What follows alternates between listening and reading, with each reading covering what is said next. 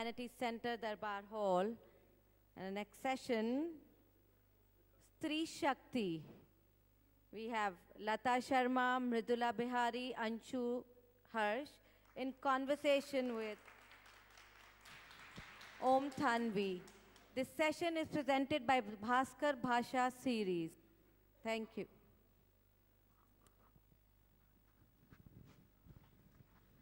ये जो अभी परिचय दिया गया उसमें थोड़ी सी चूक है. In conversation with Om Thanvi नहीं, आई एम जस्ट इंट्रोड्यूसिंग. वरना होता ये, आवाज कम है, ठीक है. तो असल में जो इसका कंसेप्ट चर्चा का रखा गया कि तीन लेखिकाएं आपस में बात करेंगी, वरना ये होता तो ये है कि आदमी हमेशा हर चीज में अपनी टांग अड़ाता है, तो और वही तय करता है. औरतों की नियति पता नहीं कि सदियों से उनको देवी बनाता है, उनको सती बनाता है, और वही हर जगह पे उनको गृहिणी भी बनाता है, देवी कुछ भी. लेकिन ये चीजें जो हैं उस जड़ता को तोड़ते हुए जो नया समाज आगे बढ़ता है वो साहचर्य का समाज है, जिसमें स्त्री और पुरुष साथ हैं. उनमें कोई भी जो है वो एक दूसरे के ऊपर हावी नहीं है, या वो किसी की नियति को निर्धारित करने वाला नहीं है. इसलिए अब चर्चा जो है वो, मैं पत्रकार होने के नाते कुरेद के सवाल पूछूं, इस तरह का फॉर्मेट नहीं रखा गया. चर्चा लेखिकाएं आपस में कर रही हैं, लेकिन मैं थोड़ा सा विषय को जो है वो इंट्रोड्यूस करूं, ऐसा मुझे कहा गया. और उसकी एक वजह ये है कि मैं तीनों लेखिकाओं को जानता हूं. तीनों राजस्थान से हैं, मैं खुद राजस्थान से हूं. और मृदुला जी, जिनकी 15 किताबें छप चुकी हैं, गद्य भी लिखती हैं, बहुत अच्छा नाटक लिखती हैं, उपन्यास लिखती हैं, निबंध भी लिखती हैं.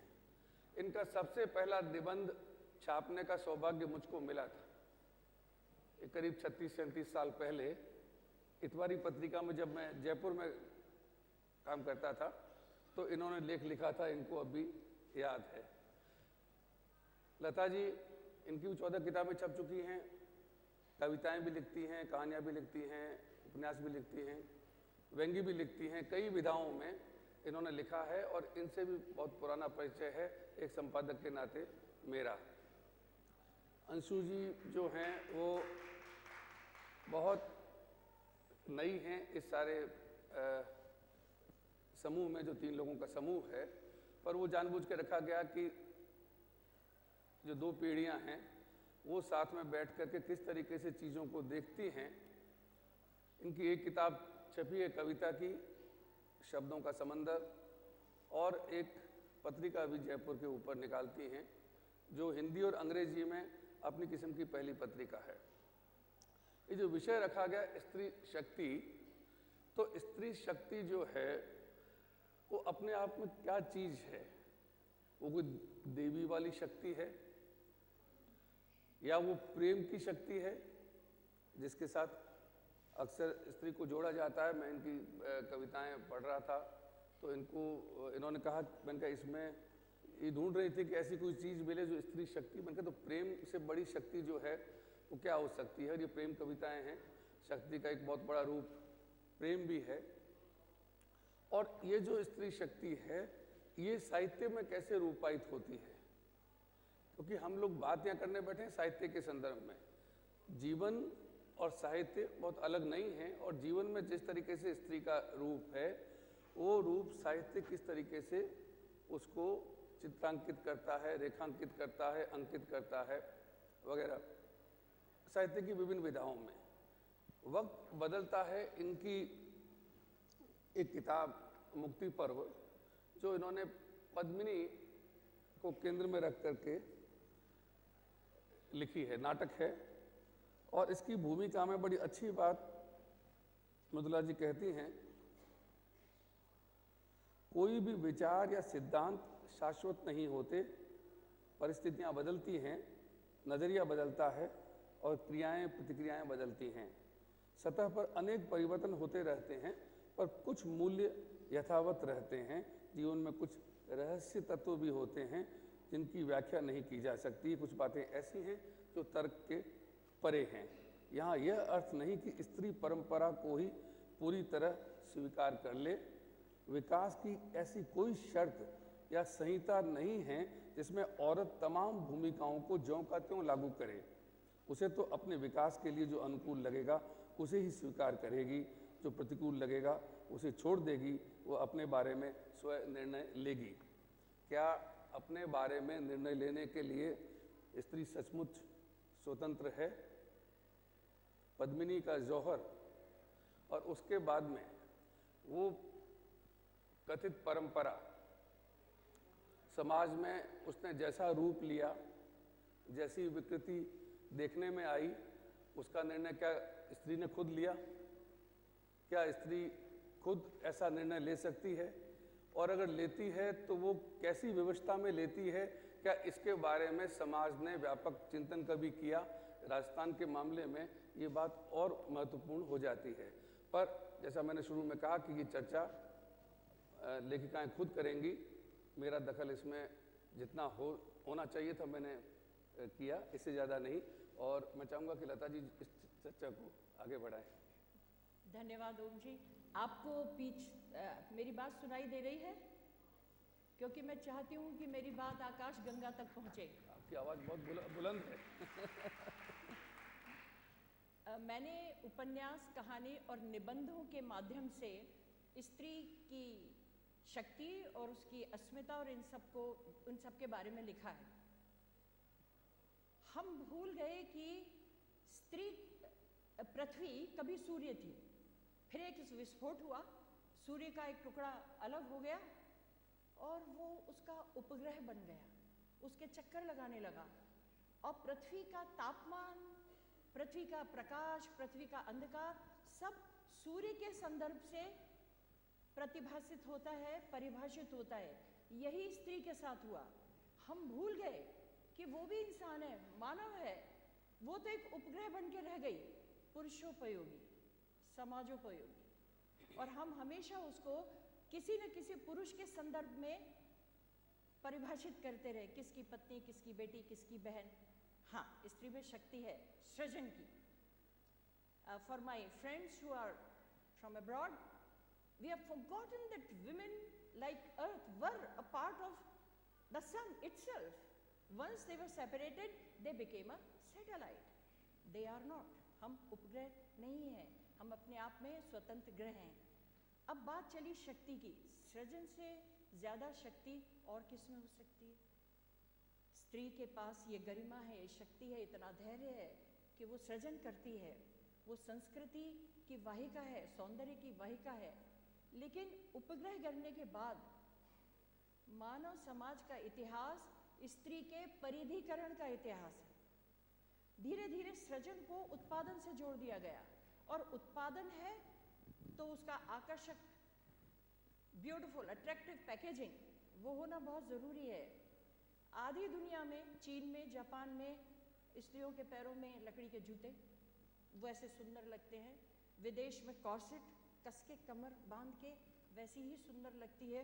फूला हुआ स्कर्ट, घाघरा वो ही सुंदर लगता है। किसको? पहनने वाले को या देखने वाले को? पहनने वाले से पूछिए कि ये परिधान कितना मुश्किल है। द्वितीय महायुद्ध के बाद एक बड़ा परिवर्तन आया। बचे ही नहीं जर्मनी में और ऑस्ट्रिया में और मिड यूरोप में लोग जो फैक्ट्री चलाएं, अस्पताल चलाएं, बेकरी चलाएं, काम को चलाएं, और स्त्रियों को कहा गया कि आप बाहर आइए, काम संभालिए ताकि युद्ध लड़ा जा सके। जब वो बाहर आई तो स्वाभाविक था उनके गाउन भी पीछे छूट गए, उनको वो दिया गया पैंट और कमीज।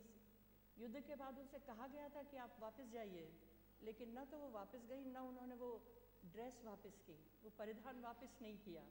वो आज भी उनके साथ है, पैंट और शर्ट का।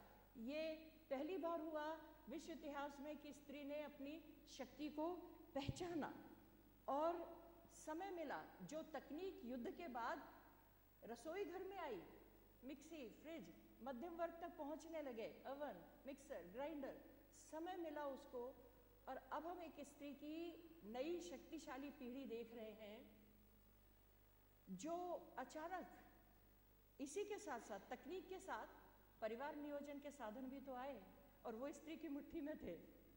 अब उसके हाथ में है एक, मैंने उपन्यास गली रंगरेजान में लिखा है कि सरकार का नारा था बस 2 या 3 बच्चे होते हैं घर में अच्छे, फिर थोड़े साल बाद वो चेंज हुआ, हम 2 हमारे 2। स्त्री ने उसे कर लिया, एक के बाद कभी नहीं, और बस चला तो एक भी नहीं। अब तो 10 की बात हो रही है। कॉर्पोरेट वर्ल्ड में यही हो रहा है कि एक भी बच्चा नहीं चाहिए। इन माध्यमों ने स्त्री को उसकी अस्मिता और उसकी शक्ति एक साथ बहुत हद तक दिला दी। तो आज की स्त्री के पास समय है, अब ये नितांत उसका चयन है कि वो किस माध्यम से अपनी शक्ति को व्यक्त करती है। रंगोली डाल के, वो भी उसकी शक्ति है। घर में कुछ देख के, लिख के, पेंट करके, या कुछ ऐसा करके जो अरुणिमा सिन्हा ने किया। अरुणिमा सिन्हा पर रेल के डिब्बे में बलात्कार की कोशिश की गई और उसको बाहर फेंक दिया, उसकी दोनों टांगें कट गई। अरुणिमा सिन्हा बैसाखी के बूते पर एवरेस्ट पे चढ़ गई। वो पहली महिला है, she is the first women who scaled Everest with crutches while she was thrown out of a train compartment by some hooligans. स्त्री शक्ति का ये भी एक रूप है। मेरी कितनी साथियां हैं, गीताश्री है, कहाँ कहाँ बस्तर, झारखंड, रांची, बांग्लादेश, सुंदरबन, आदिवासियों की कहानियां तलाशने के लिए वो वहाँ गई है, उन पर लिखने के लिए भटकती रही है। और कई बार मुझे डर लगा ये वापस भी आएगी कि नहीं आएगी सुंदरबन से। ये स्त्री शक्ति है। और इस तरह से स्त्री ने अपने समय का उपयोग अपने चयन के हिसाब से किया है। अब क्या हो रहा है, उसको वापस से केंद्रित करने की कोशिश की जा रही है। परिधि तो उसने तोड़ दी। कैसे? हरमाणा में नौरती बाई हैं जो पिछले जाने कितने सालों से सरपंच बन रही हैं। अरुणा रॉय की सहयोगिनी है वो। 5 मिनट में 800 लोगों को इन्होंने इकट्ठा किया और पूरे भारत के इतिहास में नौरती बाई पहली महिला है जिसने 800 मजदूरों को इकट्ठा करके कहा कि हमें पूरी मजदूरी चाहिए, न्यूनतम मजदूरी जो होती है। ठेकेदार जो हमें मजदूरी देगा वो स्वीकार्य नहीं है। और अचानक एक कानून बन गया कि जो लोग पढ़े लिखे नहीं हैं वो चुनाव नहीं लड़ सकते। इस बार पंचायत के चुनाव में वो चुनाव नहीं लड़ सकती, नहीं लड़ पाई वो। जबकि अरुणा रॉय ने उनके पक्ष में एक लेख लिखा, लेकिन ये तो हो ही गया। उनके स्त्री की उसको केंद्रीकरण की कोशिश की जा रही है। बस मेरा ये है कि दुनिया में औरतों का निजाम हो, उन्नत भाल आगे बढ़े वो हर तरह से। धन्यवाद।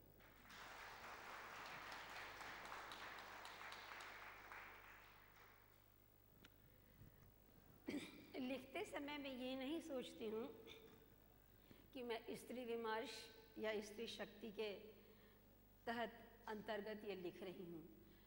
मैं जीवन से एक पात्र उठाती हूँ, फिर पूरी समग्रता से वो जिस दुनिया में है, जिस व्यवस्था में है, उस व्यवस्था से उत्पन्न उसकी जो पीड़ा है, उसकी उलझनें हैं, उनसे जुड़े जो प्रश्न हैं वे होते हैं, उसका द्वंद्वात्मक रहस्य होता है। मेरी रचनाओं में वही संघर्ष है जो लड़ाइयाँ समाज में लड़ी जा रही हैं। फिर भी मेरी रचनाओं में मेरी कहानी वहाँ से शुरू होती है जहाँ से एक सहानुभूति की किरण नज़र आती है। और मैं नारीवाद की कथा, ये वाद में बंधने से मुझे ऐसा लगता है कि कहानी जो है वो एक आयामी हो जाती है, क्योंकि लेखक जो है वो पूर्ण आज़ादी चाहता है। किसी भी वाद में बंधने से उसकी स्वतंत्रता सीमित हो जाती है। ऐसे भी साहित्य अभेद का औजार है, इसकी दृष्टि मानवीय है।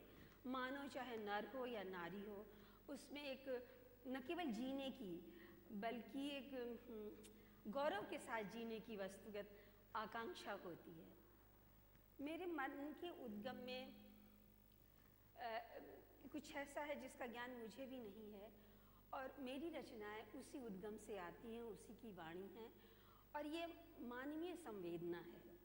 इसमें ये कोई किसी एक विचार से प्रतिबद्ध नहीं है, यहाँ नर नारी का आडंबर नहीं है, यहाँ पूर्वाग्रह नहीं है, यहाँ बस एक जीवन को रूपायित करने की व्याकुलता है, और ये व्याकुलता जो है वो तरह तरह से अपनी राहें खोजती है। ये वर्ण वर्ग लिंग भेद सबसे ऊपर है। ये एक ईमानदार अनुभूति होती है मेरी रचनाएं, लेकिन तब भी मेरी सभी रचनाओं में मेरी केंद्रीय पात्र हमेशा नारी होती है, और वो नारी जैसे कि उसकी वो किसी अंतिम छोर पर खड़ी नारी की पुकार है। वो न्याय चाहती है, लेकिन उसमें एक नैतिक बल है। बुद्ध ने कहा था कि जो तुम्हारी बुद्धि में खरा लगे तुम उसे ही स्वीकारो। ऐसा कहकर वह मानव के स्वाभाविक बल को जागृत करते हैं। यही स्वाभाविक बल मेरी स्त्री पात्रों में होता है। वो दुख से, परेशानी से, अभाव से त्रस्त हैं। उनमें कई गरीब और अनपढ़ हैं, लेकिन वो सशक्त महिला हैं। वो किसी भी मूल्य पर अपनी स्त्री गरिमा को नहीं खोने के लिए तैयार होती हैं। वो हिम्मत वाली हैं और हिम्मत से हालात को बदलती हैं। मेरी इन कहानियों को आप किसी भी परंपरागत धार्मिक दृष्टि से या मार्क्सिज्म की थ्योरी से आप न देखें। इसे केवल एक श्रेष्ठ मूल्यों की रोशनी में ही पढ़ा जा सकता है। मैं लिखने के लिए प्रतिबद्ध हूँ, लेकिन मेरी प्रतिबद्धता श्रेष्ठ मूल्यों के प्रति है। ये जो मेरी स्त्री पात्र होती हैं, उनमें एक तरह की बेचैनी होती है, कुछ करने की, जो होने की, कुछ पाने की, कुछ बदलने की। ये अपने को वहाँ देखना चाहती हैं जहाँ वो नहीं पहुँच पा रही हैं। वो परिस्थिति के बीच भवन में फंस जाती। उनकी नियति एक साधारण भारतीय नारी की नियति है। वो दृढ़ चरित्र की हैं, लेकिन तब भी उनकी बुद्धि चाहत और धर्म के बीच झूलती रहती है। लेकिन स्त्रियों की समस्या इतना होने के बाद भी ऊपर से जितना लगता है उतना आसान नहीं है। आज के नए नए जो टेक्नोलॉजी आ रहे हैं, नई आधुनिकता आ रही है, एक अजब तरह का घालमेल या कहें कि गड़बड़ घोटाला जैसा कुछ घोटाला नहीं, एक गड़बड़ी सी कुछ हो रही है। क्योंकि ये जो स्त्री विमर्श की बहुत चर्चा हो रही है साहित्य में, और ये हमारा जो स्त्री विमर्श है वो सीधा का सीधा पश्चिम से आयातित है। इसमें कुछ इस तरह स्त्री और पुरुष सामने खड़े हैं जैसे ये जो संसार है उनकी होड़ का अखाड़ा है। वैसे हमारे यहाँ जो भी साहित्य लिखे गए, जो भी प्रेमचंद हो, शरद हो, रवि हो, वहाँ स्त्री को प्रतिद्वंदी के रूप में उसे कभी नहीं खड़ा किया गया। उसी तरह मेरे नारी पात्रों में कहीं वो प्रतिद्वंदिता नहीं मैं उनको लेकर आती हूँ। जैसे कि वो अपना निर्णय लेने के लिए वो सक्षम हो जाती है, उसमें इतनी ताकत आ जाती। यहाँ तक कि पद्मिनी की कहानी में भी वो कठिन से कठिन दुख सहने के लिए तैयार है। वो अपना जान तक दे सकती है, लेकिन असत्य को स्वीकार नहीं कर सकती है। जब उसे कहा गया कि तुमको अलाउद्दीन खिलजी को तुम्हें सौंप दिया जाएगा, तो राजाज्ञा मानने से इनकार कर देती है। इसी तरह मेरी और भी कहानियाँ हैं। उस सभी कहानियों में स्त्री जो है अपनी गरिमा, अपनी जो स्थिति है वो बनाए रखती है। पर मेरी कहानियाँ जैसे होती तो प्रेम कहानियाँ हैं, लेकिन प्रेम कहानियाँ होते हुए भी ये संघर्ष गाथा है। इसमें श्रृंगार और वीर होते हुए भी उनमें एक दार्शनिक तत्व होता है। मैं आपको थोड़ा सा अपना एक पढ़कर सुनाती हूँ। एक महिला है जो जीवन में बहुत चोट खाई, उसने सब हासिल कर लिया, लेकिन हासिल करने के बाद उसे एक तरह की अनासक्ति हो जाती है। तब वो जाने के पहले वो कहती है, मैं आपको उसको थोड़ा सा अंश आपको सुना देती हूँ। रमा बेटी की तरफ देख रही थी, थोड़ी देर चुप रहकर बोली, मैं वहाँ जा रही हूँ जहाँ जाने को मेरी आत्मा कह रही है। वही मेरी मंजिल है, पर किसी स्त्री को अपनी मंजिल तक पहुंचने के लिए ऐसा दुर्गम जंगल पार न करना पड़े। हाँ, तुमसे मेरा अनुरोध है, मेरे साथ जुड़ी इन सारी स्थितियों को तुम किसी शोषित नारी की कहानी का नाम मत देना। मेरे पास कोई बाध्यता नहीं थी प्रताड़ित व शोषित होने की। तुम इसे मेरी दुर्बलता कह लो या आत्मयंत्रणा। और आगे कहती है, मेरी अंतर यात्रा एक औरत से इंसान बनने की है। मेरे पास जो शेष है वह मेरी अपनी अमानत है, उसे मैं छोड़ना नहीं चाहती। मैं किसी की भी छाया को अपने जीवन को दिशा निर्देश करने का हक नहीं दूंगी। यह मैंने सोच लिया है। मेरे लिए तो सत्य एक ही है और वह है ईश्वर का दिया हुआ जीवन। मैं इसे सार्थक क्यों न करूं? सफलता की दृष्टि से शायद मैं असफल हूँ, लेकिन अब सार्थकता की दृष्टि से असफल होना नहीं चाहती। मैं उत्तेजित नहीं, मेरे भीतर कोई प्रतिक्रिया भी नहीं। सच मानो किसी को लेकर शिकायत में नहीं। मेरा निर्णय मेरी बुद्धि से निर्दिष्ट है। वो ऐसा कहकर आगे बढ़ जाती है। और अभी का जो स्त्री विमर्श है वो कुछ भ्रमित हो गया है। वो नारी के देह पर आके सीमित हो गया, वो देह विमर्श हो गया है। और बहुत सी लेखिकाएं ऐसी आ रही हैं जो बोल्डनेस के चक्कर में थोड़ी अश्लीलता को भी वो सीमा को लांघ रही। कभी कभी तो लगता है कि इन सब चीज़ों से हम कहीं और न पहुंच जाए। और इसमें हमारे जो आजकल जो टीवी कार्यक्रम आते हैं उसमें प्रतिशोध, अवैध संबंध, पहनावे, गहने, इसमें स्त्री का मूल प्रश्न ही जैसे खो जाता है। और विज्ञापन की चमकीली दुनिया में तो ग्रामीण औरत छूट ही गई है। ग्रामीण औरत क्या, वो तो बहुत सी चीज़ें उसमें छूटती जा रही हैं, क्योंकि संस्कृति, साहित्य हमेशा संस्कृति पर आधारित रहता है। और आज की संस्कृति बाजार की संस्कृति है। बाजार की संस्कृति में जिसके पास पैसा नहीं हो बाजार में खड़ा रहकर भी अदृश्य है। यहाँ हर चीज़ के मूल उद्देश्य पैसा कमाना है। तो इस मुनाफा और मुनाफा कमाने के जो अहमियत मिल रही है उसमें स्त्री क्या पुरुष क्या दोनों ही पिस रहे हैं। और अब धीरे धीरे मुझे लगता है कि स्त्री और पुरुष का जो ये चर्चा होती रहती है स्त्री की शक्ति, अब कुछ ही दिनों में ये बेमानी होने वाली है। बिल्कुल इसका कोई अर्थ ही नहीं रह जाएगा कि हाँ, ये दोनों एक दूसरे के पूरक हैं, क्योंकि ज़िंदगी जो है वो नादानियों से नहीं चलती है। देखिए, साहित्यिक यथार्थ को वर्णन करने वाला एक समाजशास्त्र नहीं है। ये कुछ और ही है। इसमें एक मन को छूने वाली आत्मीयता है, लालित्य है, संवेदना है। ये तो कहता है कि बस थोड़ी सी सहनशीलता, थोड़ी सी सामान्य बुद्धि, थोड़ा सा शिष्टहास आपके जीवन को इतना सुखी बना देगा। आप क्यों स्त्री शक्ति और पुरुष शक्ति के इसमें लगते हैं? आप सही निर्णय लें, आप नैतिक हो। नैतिकता केवल स्त्री या पुरुष के एक ही क्षेत्र में ज़रूरी नहीं, जीवन के हर क्षेत्र में नैतिकता की ज़रूरत है। और नैतिकता कोई ईश्वरीय या पैगंबरीय देन नहीं है, यह तो मानव निर्मित है और समय और देश काल के अनुरूप बनता है। तो हमें अभी इस बात पर देखना है कि हम सब अभी इन चक्करों में न पड़कर हम एक नई दुनिया शुरू करें। चलिए, मैंने समझा कि लता जी इस चर्चा को संभाल लेंगी, पर स्त्रियां पुरुष का दखल आमंत्रित कर रही हैं, तो मुझको बीच में आना पड़ रहा है कि बहुत लंबे वक्तव्य न दें। और मेरे ख्याल में तो ताकि और फिर एक संवाद की तरह बात हो तो ज़्यादा अच्छा होगा। तो 2 वक्तव्य तो हमने सुने, आप भी अपना वक्तव्य दें, फिर आगे बात हो। मैं अपनी बात वहाँ से शुरू करना चाहूँगी जब एक लड़की 11th-12th में पढ़ती है और उसके दिमाग में ये बात आती है नारी शक्ति, पुरुष शक्ति, और वो सोचना शुरू करती है इस बारे में। तो ये कहानी एक लड़की की है। जब एक लड़की 11th-12th में पढ़ रही है, उसे किताबें पढ़ने का शौक़ है और एक दिन उसके पापा के दोस्त उसे एक किताब देते हैं कि तुम इस किताब को पढ़ना, लौट कर मुझे ज़रूर बताना, मुझे ऐसी बेटियाँ पसंद हैं। वो किताब का शीर्षक देखती है और वो किताब थी तस्लीमा नसरीन की औरत के हक में, जो बहुत एक विवादास्पद किताब रही है अपने समय की।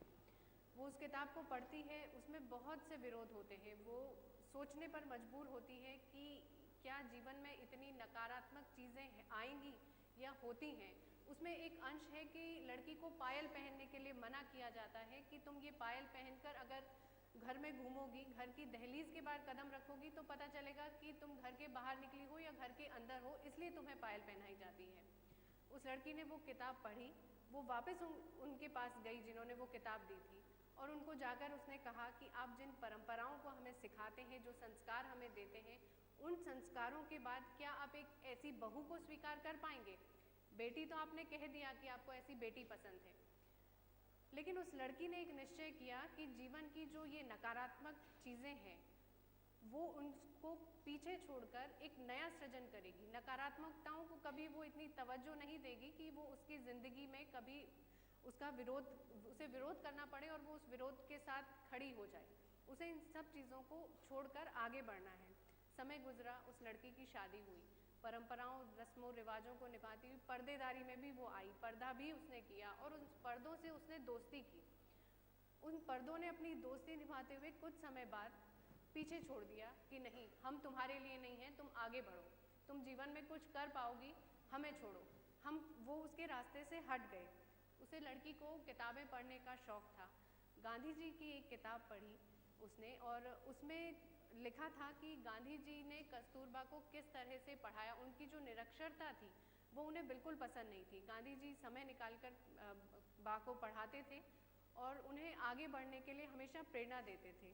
तो गांधी जी के ही शब्दों में मैं एक बात कहना चाहूँगी कि बा का एक ज़बरदस्त गुण था, सहज ही मुझ में समा जाना। मैं नहीं जानता था कि यह गुण उनमें छुपा हुआ था, लेकिन जैसे जैसे मेरा सार्वजनिक जीवन उज्जवल बनता गया, उनके पुख्ता विचारों को साथ लिए मुझ में और मेरे काम में वो समाती चली गई। उस लड़की की भी सोच कुछ इस तरह की होती गई। अपने विचारों से सकारात्मक भावों को लिए वो अपने जीवन पथ पर आगे बढ़ती गई।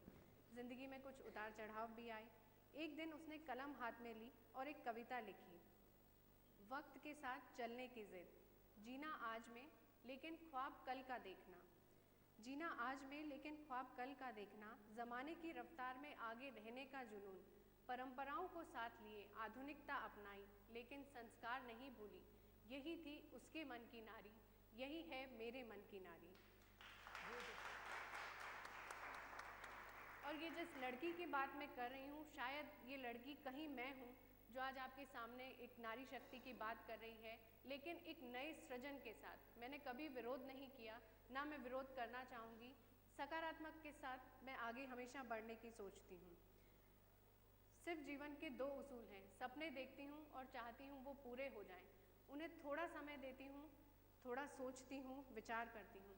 राह में बहुत से ऐसे लोग आते हैं जो कहीं डिमोटिवेट करते हैं, कहीं कुछ कहते हैं कि तुम ये नहीं कर पाओगी, लेकिन 10 कदम आगे बढ़कर उनको ज़रूर धन्यवाद देती हूँ कि आप ही के कारण मैं ये कर पाई।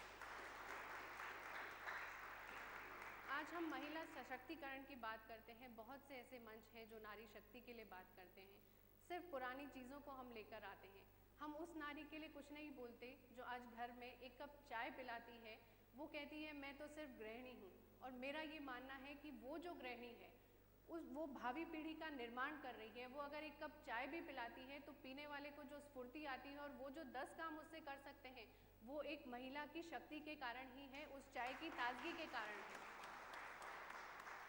हर महिला अपने अंदर एक गुण समेटे हुए है, अनगिनत गुण समेटे हुए होती है, और वो ये सोचती है कि काश ऐसा कोई मिले जो इसे तराशे, इसे बाहर निकाले। ऐसा नहीं होता है। वो गुण आपको खुद तराशना होता है, खुद उस मौके को पकड़ना होता है, उस पल को उसी वक्त पकड़ के जीना होता है।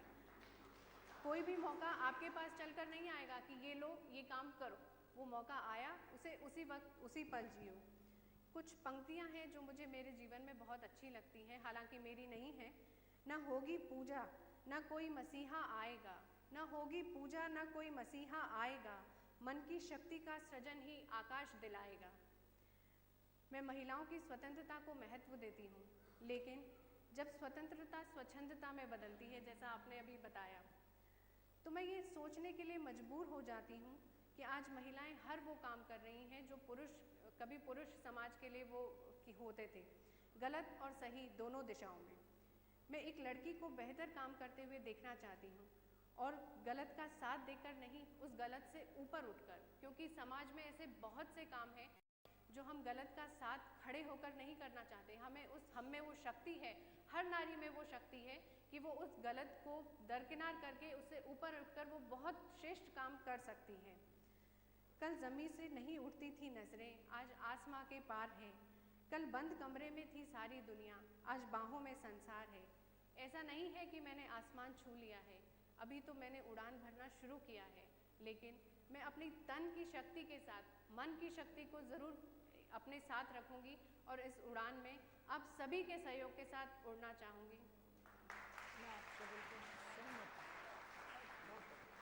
बहुत अच्छे 3 स्त्री लेखिकाओं के मन को आपने देखा, उन्होंने अपना मन आपके सामने खोल के रखा, और अब इनके साथ सवाल जवाब जो हैं उनके जरिए हम और इनके सोचने का नज़रिया और चीज़ों को समझने की चेष्टा करते हैं। इसकी शुरुआत मैं करता हूं क्योंकि मेरा कुछ काम आपको पता है सवाल पूछने का है, हालांकि सवाल पूछ के मैं काफ़ी बखेड़ा भी खड़ा कर चुका हूं, पर मैं ये समझना चाहता हूं कि कुछ ऐसे बड़े मुद्दे हैं, और चूँकि हम राजस्थान में हैं, राजस्थान में स्त्रियों की जो दशा है उसकी बहुत सी पीड़ाएं, बहुत सी वेदनाएं अलग अलग ढंग से आती हैं, लेकिन सबसे जिस चीज़ जो एक बदनुमा दाग मैं कहूँगा जो राजस्थान के माथे पर है, वो सती प्रथा का है।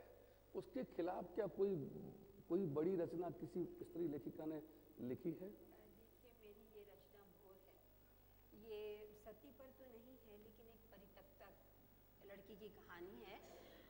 उनकी शादी बचपन में हो जाती है और लड़का पढ़ लिख कर बड़े पद को पा लेता है और लड़की गांव में रह जाती है। मेरा सवाल सती को, मैं बहुत साफ सती को लेकर के सती की परित्यक्ता तो पर एक तो जवाब मिला, क्योंकि ये एक मिनट में वो आत्महत्या करने को मजबूर हो जाती, उस पर मैं कह रही हूँ। नहीं, पर जो भी है, हमने अगर किसी औरत को जलने मरने को विवश किया, औरतों की तरफ से वो आवाज़ नहीं उठी, ये आपने कहा, मेरे हिसाब से उठनी चाहिए थी, ऐसा मुझको लगता है।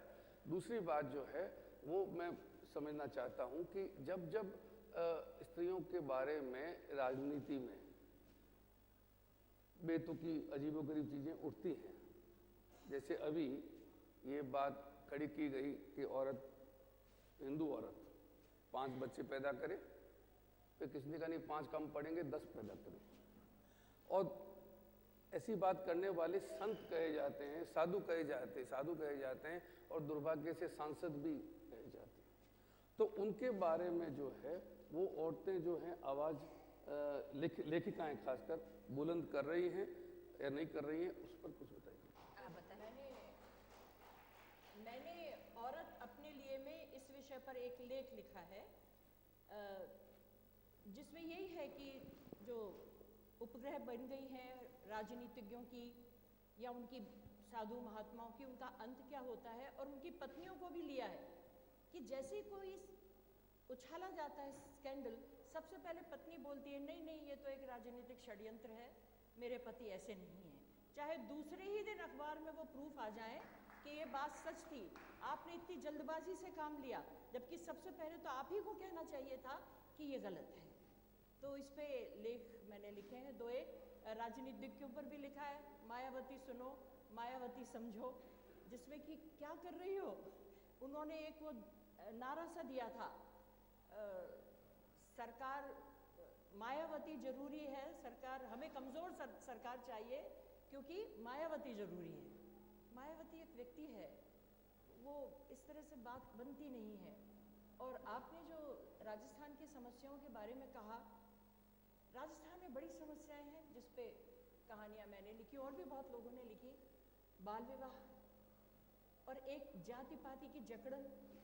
एक कहानी है जिसमें एक ब्राह्मणी है, उसकी शादी बहुत बूढ़े आदमी से कर दी गई, और मुसीबत यह है कि वो घर के बाहर काम करने नहीं जा सकती और लोगों की तरह से, और अंत में ये होता है कि वो मर जाता है बूढ़ा, वो तो बूढ़ा है, मरेगा ही, और उससे शादी करी ही इसलिए गई है जवान लड़की से कि कोई उस बूढ़े की सेवा करे। तो वो लड़की, वो ब्राह्मणी है, तो उसको गढ़ी से न्योता आया है सुहागिन जीवन का कि भाई ब्याह है तो सुहागिने आए। तो अंतर ये है कि वो लड़की, मेरी कहानी की नायिका, बड़े आराम से सुहागिन का वेश धरती है जबकि घर में पति की लाश पड़ी है, और वो खाना खाने के लिए गढ़ी की तरफ चल देती है क्योंकि पेट की भूख के आगे कोई नीति नियम टिकते नहीं। और ये वो उसमें वो क्या करे कि वो ब्राह्मण है और उसको कोई काम नहीं मिल रहा है। ये कितनी खुशी की बात है कि राजस्थान की लेखिकाएं, आपने अभी हमने उसके उदाहरण भी देखे कि ऐसे ऐसे मुद्दों को उठा रही हैं। बल्कि मृदुला जी की भी एक रचना है जिसमें एक अनब्याही लड़की की शादी नहीं हुई और उसके बच्चा होता है, उस पर भी इन्होंने रचना लिखी है। और अपने समय की चीज़ों से लेखक टकराता है, राजस्थान के लेखक भी टकरा रहे हैं, और कुछ चीज़ें हैं जिनसे बाद में टकराएंगे। अब आप लोग जो हैं वो सवाल पूछें और ये जवाब दें। जी।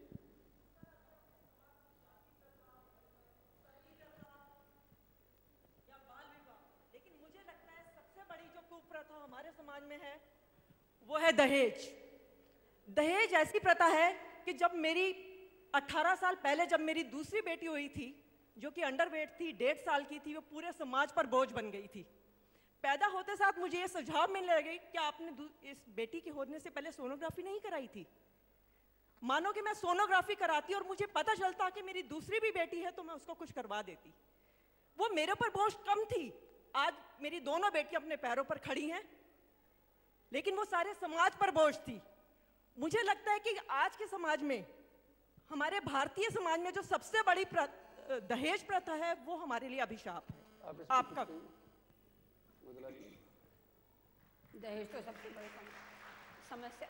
देखिए, संक्षेप में स्त्री के जीवन में केवल एक दहेज बहुत बड़ी समस्या, और जिस तरह आपने साबित कर दिया वैसे महिलाएं साबित कर रही हैं। और ये दहेज की प्रथा का बुनियाद ही यही है कि स्त्री कमज़ोर है, इसलिए उसके लिए दहेज देना पड़ता है। इसके लिए सबसे बड़ी चीज़ है कि शिक्षा। जिस तरह आपने किया, लड़कियों को पढ़ाओ लिखाओ, लड़कियों को इतना सक्षम बनाओ, और लड़कियों को सबसे पहले अपने घर में सम्मान दो। आप देखेंगे जब लड़कियों को दहेज से प्रताड़ित किया जाता है तो लड़की पीहर में आके उसकी शिकायत करती है, लेकिन पीहर वाले फिर उसको समझा बुझा के ससुराल भेज देते हैं। रोज बहू जलाकर मारी जा रही है। लेकिन तो ऐसे में माँ बाप से भी पूछना चाहिए, जब आपको पता था कि लड़कियों को इतना सताया जा रहा है तो आपने उसे वहाँ भेजा ही क्यों? सबसे पहले लड़कियों को अपने माँ बाप के यहाँ सम्मान मिलना चाहिए। तो दहेज प्रथा अपने आप, जैसे आपने किया, आपने अपनी बेटियों को सम्मान दिया, बात थोड़ी देर आगे चल के समाप्त हो गई। बहनों, स्त्री की सबसे बड़ी समस्या स्त्री देह है, वो आक्रांत है हर जगह, और उसके लिए आपको सबसे पहले अपने आप को सबल बनाना पड़ेगा कि आप शारीरिक रूप से उसका प्रतिकार कर सकें, उसके लिए कुछ कर सकें, फिर सारी समस्याएं धीरे धीरे पीछे हट जाएंगी। सब एक सवाल। एक मिनट, आप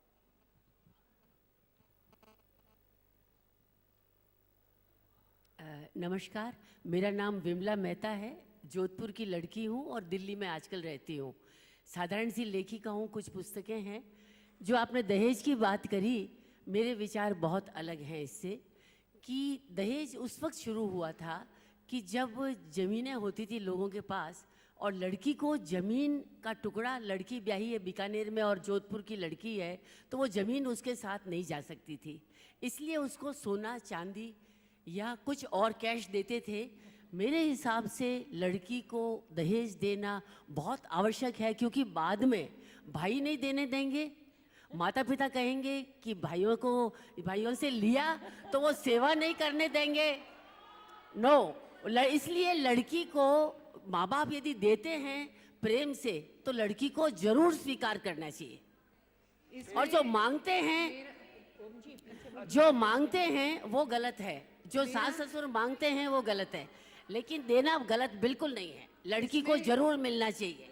इसमें अच्छा, पार्डन, ये आपका लड़की को प्रॉपर्टी में हक मिलना चाहिए, देते नहीं है, ये हमारा लॉ है, अगर नहीं देते तो गलत करते हैं ना। आगे आज स्त्रियों की सभा है इसलिए हमको सवाल प्लीज सवाल पूछे and they will be there to answer. इसमें वी आर मेरा हियर टू ये आस्क मानना है- क्वेश्चंस। आप उनको दीजिए। इसमें मेरा ये मानना है कि लड़की को दहेज के बजाय संस्कार और उसके विचारों की एक सकारात्मक सोच उसके साथ भेजें।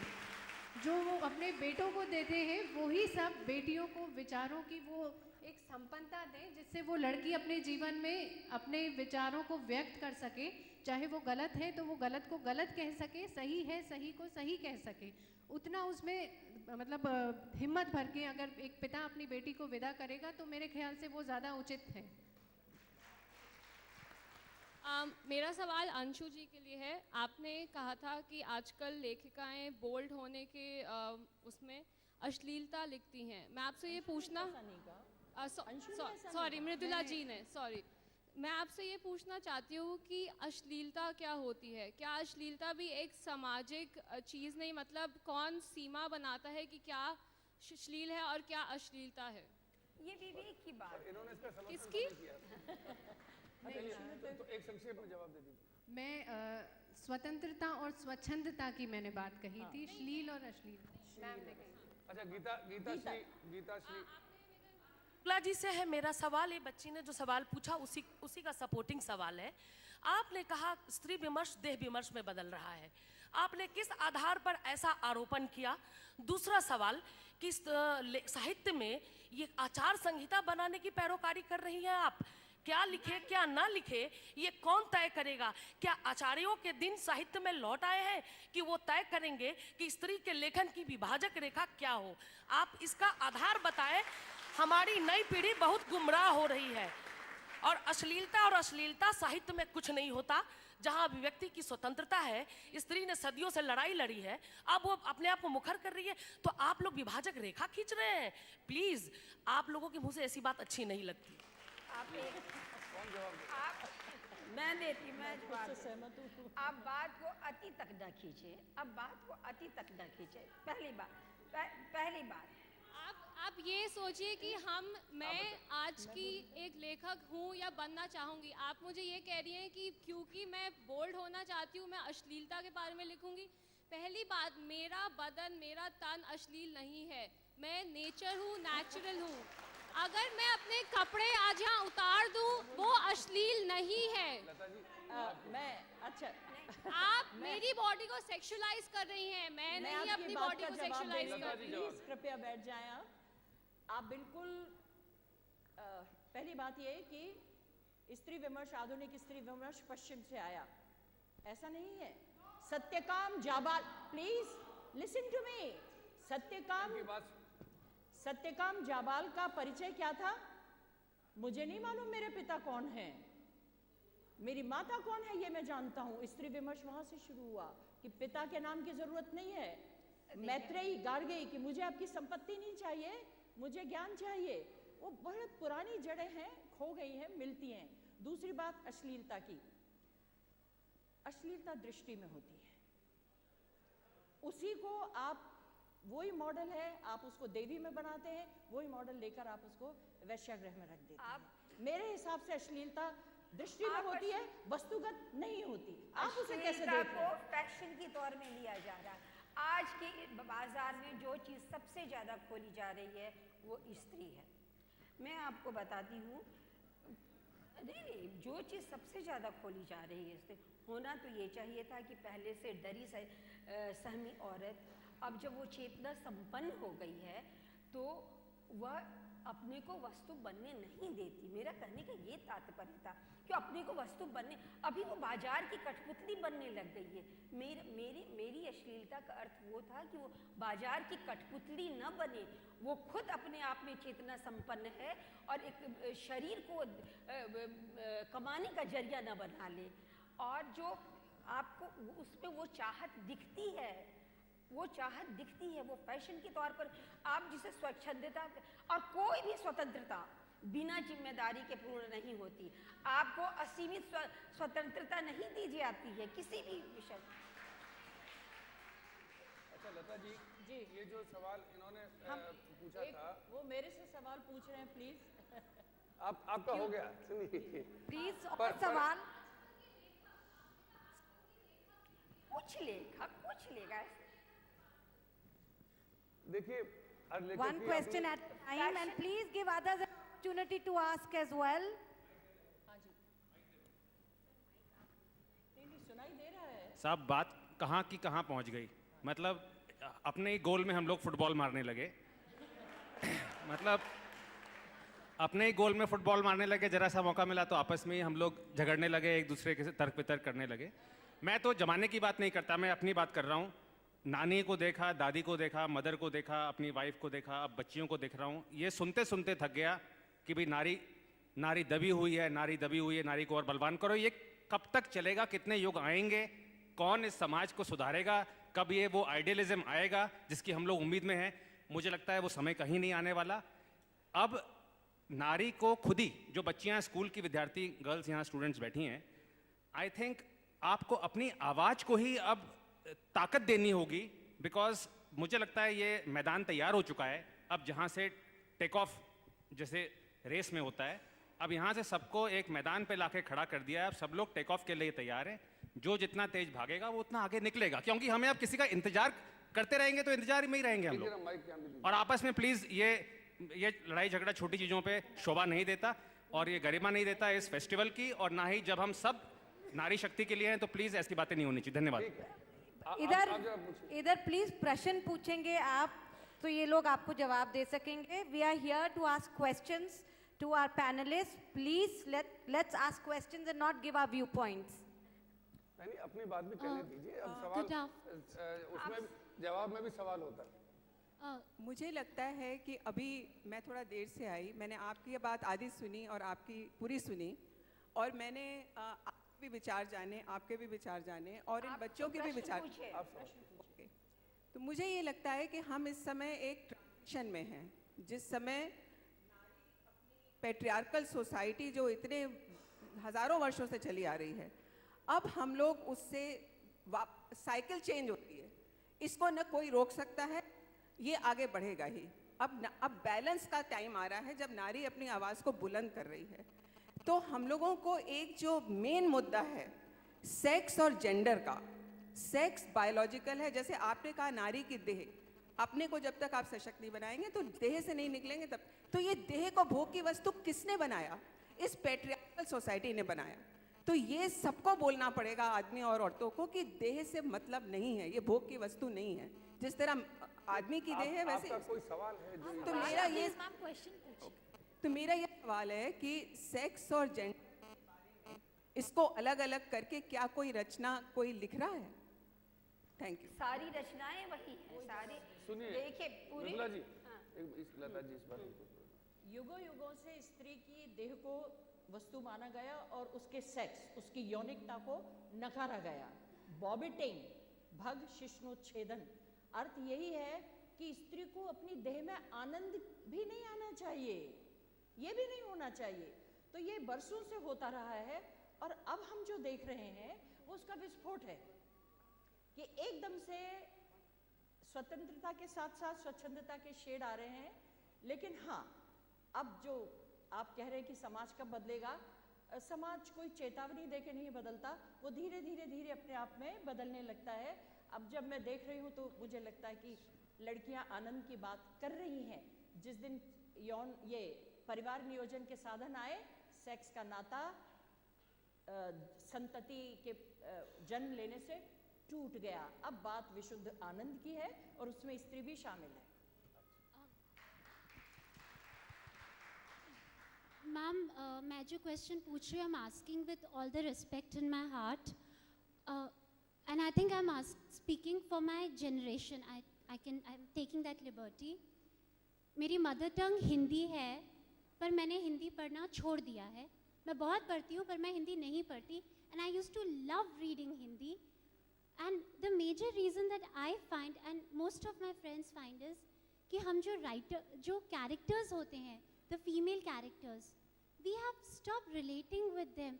वो जो सबसे ज़्यादा सशक्त और एम्पावर्ड कैरेक्टर भी जो किताब में दिया रहता है, हम दकियानूसी बातें हैं। And my question here is कि as Hindi writers what can we do and what the writers can do कि हमारे जो कैरेक्टर्स हैं they resonate with the current generation, क्योंकि the minute female women of our generation stop identifying with the female characters of Indian literature, Hindi literature, ma'am हमारा Hindi language छूटता जा रहा है। मुझे हिंदी में फ्लुएंटली बोलने में तकलीफ हो रही है जबकि ये मेरी मदर टंग है। बिल्कुल सही बात है। मैम ने भी जब कहानियाँ हिंदी की पढ़नी शुरू की तो मुझे ऐसा महसूस हुआ कि कथा साहित्य में जो नायिकाएँ हैं वो नायिकाएँ हमारे जीवन की वास्तविकता से दूर है। और जब मैंने अब खुद लिखना शुरू किया तो मैं उन्हें हमेशा अपने धरातल पर, अपनी तरह से, अपने समाज से, जैसे कि इन्होंने बिल्कुल सही कहा कि हम सब करते हुए भी मैं अपने मन और तन को हमेशा गलत को गलत और सही को सही करने की कोशिश में हम हैं। आप मेरी कहानियाँ पढ़ें, आपको लगेंगे आप उन पात्रों को छू सकते हैं, उनके साथ जी सकते हैं। ये जो आपने कष्ट उठाए हैं ये मैंने भी अपने समय में, मुझे भी ऐसा लगा था। और इसीलिए मैं जब कभी लिखती हूँ तो मेरे नारी पात्र कहीं ऐसे दूर से नहीं आए होते हैं कि वो जिनको समझ में ही नहीं आ रहा है कि किस दुनिया में वो लोग रह रहे हैं। इसमें मेरा मानना ये है कि आपकी खुद की कितनी हिंदी सीखने के प्रति ललक है, इसमें दोष किसी और का नहीं है। एक मिनट, मेरा ये मानना है कि आप जितने इस देश में सिनेमा बनते हैं सब हिंदी में बनते हैं, जितने टीवी सीरियल हैं वो सब हिंदी में आते हैं। अंग्रेजी का तो दिखावा है। और मैं नहीं मानता हूँ कि भारत का ज़्यादातर जो समाज है, अंग्रेजी वाले लोग वोकल ज़्यादा हो सकते हैं, बड़बोलापन हो सकता है, लेकिन अगर सच्चाई हो कि सचमुच देश की भाषा है तो क्यों कोई भी सिनेमा इस देश में अंग्रेजी में नहीं बनता है, क्यों कोई सीरियल नहीं बनता। इसलिए दोष उसका है जो हिंदी नहीं सीखना चाहता है और कहता है कि मैं हिंदी जानता नहीं हूँ। इसमें किसी दूसरे का दोष नहीं है, ऐसा मेरा मानना है। मेरा क्वेश्चन ये है कि जब किसी अब ये कि चर्चा बहुत लंबी होगी। एक मिनट आप मेरी बात सुनिए प्लीज। आपने कहा कि आप नायिकाओं के साथ आइडेंटिफाई नहीं कर पा रही। शरद चंद्र का चरित्रहीन पढ़िए और उसकी नायिका को देखिए, शेष प्रश्न पढ़िए और उसकी नायिका कमल को देखिए, वो बिल्कुल आज की नायिका। पर वो कह रही है कि हिंदी उनका अभ्यास की बात है, अभ्यास कीजिए, ये चीजें आपको पढ़ने को मिलेंगी। हाँ। अब आखिरी सवाल एक होगा, नहीं डॉक्टर साहब आज स्त्रियों का दरबार है, आखिरी सवाल आप पूछे। तो मेरा क्वेश्चन ये है कि जब किसी लड़की के साथ रेप होता है, बलात्कार होता है, तो कहा जाता है कि अब वो मुंह दिखाने लायक नहीं रही और हमारे समाज में उसको स्वीकारा नहीं जाता और कोई उसे स्वीकारता नहीं है और उस लड़के को 10 लड़कियां मिल जाएगी और वो आराम से उसकी शादी हो जाएगी और वो आराम से अपना जीवन व्यतीत करेगा और वो लड़की बेचारी, उसको कहा जाएगा, उसके माँ बाप कहेंगे कि और लड़कियों की शादी नहीं हो पाएगी। और एक ये बड़ा बहुत अहम इशू है, इसके बारे में वो पूछना चाहती हूँ, क्या ये हमारे समाज का व्यवहार सही है या गलत? अंशु एक मिनट पहले, अंशु जी जो है काफी देर से नहीं, आप कुछ बताइए। तो इनका ये कहना ठीक है, लड़की का मुंह काला हुआ, लड़के का मुंह काला नहीं होता। और लड़की की कोई गलती नहीं होती, लेकिन लड़की को कहा जाता है कि अब वो मुंह दिखाने लायक नहीं रही। ऐसा लगता है लड़की ने कौन सा पाप कर दिया, लड़के ने हमेशा मुंह दिखाने लायक। ये जो समाज की मानसिकता है, लड़के को 10 लड़कियां मिल जाती हैं। ये मानसिकता बदल गई है शायद पिछले कुछ नहीं, अभी भी टीवी में और सब में ये दिखाया जाता है कि अगर बदल रही है, क्योंकि पिछले कुछ 1-1.5 साल में आपने देखा होगा जो 1-2 कांड हुए, उसके बाद तो यहाँ पे कितने लड़के हैं जो वैसी लड़कियों से शादी कर सकते हैं? यहाँ पे कितने लड़के हैं? युवा वर्ग जो सामने आया है, एक युवा वर्ग ने जो सोच बदलने की कोशिश की है हमारे समाज में, वो अगर कहीं अशिक्षा है वो एक बात अलग है, लेकिन जो शिक्षित वर्ग में आपने अगर आप जयपुर की हैं और जयपुर में अगर देखा होगा तो युवा वर्ग के हर बच्चे ने उस लड़की का साथ दिया और उन लड़कों के प्रति उन्होंने अपना विरोध प्रकट किया। और इस विषय पे अंत में लता जी कुछ कहेंगी, फिर हम इसको समाप्त करते हैं चर्चा। शादी इतनी जरूरी क्यों है? आप अप्रूवल क्यों मांग रही हैं समाज से? आप किससे स्वीकृति मांग रही हैं? मेरी शक्ल कोई ना देखे, मैं खुद देख रही हूं ना। कुछ नहीं होता है जी, बहुत सी लड़कियां ऐसी हैं जिन्होंने प्रभा खेतान जीवन भर शादी नहीं की, उन्होंने बड़ी अच्छी उद्यमिनी थी और बड़ा अच्छा लेखन भी था उनका। तो हमें, बिटिया मेरी पूरी बात तो सुनो, युगों युगों से जो हमारे कंधे पर एक जुआ रख दिया गया है ना कि हमें पुरुषोपयोगी समाजोपयोगी होना है, समय आ गया है हम उसे उतार के नीचे रख दें। कोई ज़रूरी नहीं है कि ये बात हो। हम पढ़ें लिखें, बहुत सारे सार्थक काम हैं करें, और अपनी जो अंशु बात कह रही है बार बार, अपनी बुद्धि की कसौटी पे कस के देखें, ये सही है, ये ठीक है, अपने विवेक का इस्तेमाल करें। बाकी समय अप्रूव करेगा, समय हमारा समर्थन करेगा, आसपास के लोग समर्थन करें। उठाने दीजिए, उठाने दीजिए। वैसे लता जी ने खुद भी शादी की है। बहुत बहुत शुक्रिया लेखिकाओं का। मैं नहीं चाहता था बीच में आज दखल दे, थोड़ा मुझे देना पड़ा, लेकिन चर्चा अच्छी रही और आप लोगों का पार्टिसिपेशन भी जो है उसमें अच्छा रहा। लेकिन अब चूंकि सरदार साहब समय की सीमा है, वो भीतर से मुझको कुछ दिखाया जा रहा है कि आप इसको समेट लीजिए, लेकिन ये सरदार जी को बोलने दो। अच्छा, आपके लिए विशेष, आप पर विशेष चलिए कृपा सर, है। बहुत अच्छा लगा सर, वैसे लेट आया और मैं तो खुद इसका हामी हूँ कि महिलाओं को वाकई शक्ति अधिकार सब दिए जाने चाहिए, इनको वाकई समकक्ष आना चाहिए पुरुषों के। लेकिन सर एक चीज़ मेरी आपसे निवेदन है, आप लेखक हैं, आपकी कलम के ज़रिए एक मैसेज आएगा कि कई बार कार्यालयों में, दफ्तरों में या समाज में भी मैंने देखा है कि इस महिला अधिकारों का दुरुपयोग भी कभी कभी हो रहा है। इसके बारे में कोई आप सलाह या कोई नीति या कोई नियम सजेस्ट करेंगे सर, ये मैं जानना चाहता हूँ। किस चीज का क्या दुरुपयोग हो रहा है? नहीं, जैसे महिला अधिकार जो दिए हैं, वो महिला शक्ति जो भी लीगली आपको दिया गया है, उसका कई बार कार्यालयों में दुरुपयोग होता है। आज हम उपयोग की बात ज्यादा कर रहे हैं, दुरुपयोग की अगली बार कभी देखा जाएगा। सर, तो बहुत बहुत आपका शुक्रिया, थैंक यू, धन्यवाद। We wish to thank our speakers, Lata Sharma ji, Mridula Bihari ji, Anshu Harsh ji, and Om Thanvi ji. Also, we would like to thank Dainik Bhaskar, the Bhaskar Bhasha series, for presenting this session. Thank you all very much.